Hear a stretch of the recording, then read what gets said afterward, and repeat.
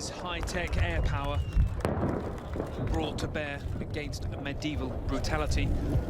Millions of dollars of guided munitions delaying or even stopping a radical but ragtag militia's advance on Kobani, a town whose significance has grown in ways its residents must have hoped it never would.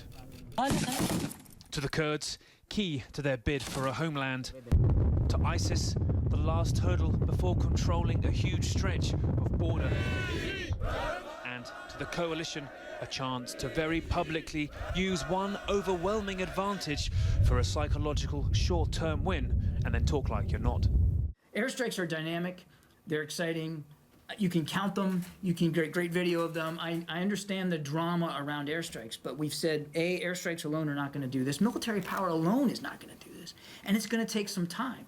After the swift advance across Syria and Iraq, this is perhaps the first serious setback ISIS has faced, said a leading observer. It has weakened their morale, he says, especially as they've lost a lot of their foreign fighters, especially their Kurdish fighters, who are considered the fiercest, about 400 to 500 in that location. This weakening could cause them to pull back from Kobani altogether, he says, and they do not have the supply line to continue the operation. ISIS's high-tech weapon, social media, has also been more muted on Kobani, he said, adding the reported claims they could fly warplanes near Aleppo was aimed at restoring confidence. The reason they had that plane take off, he says, is to raise morale that started to collapse in a very clear way, especially in their media. Right now, they're looking for revenge operations against the coalition countries to restore their big image.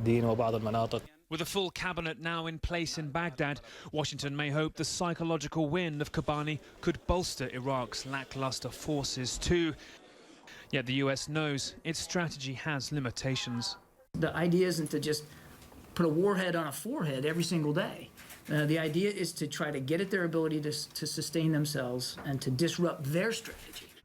ISIS, Al-Qaeda, the Taliban, they've all adapted in the past, and these bombs may not be enough to prevent ISIS from doing so again. Nick Payton-Walsh, CNN, Gaziantep.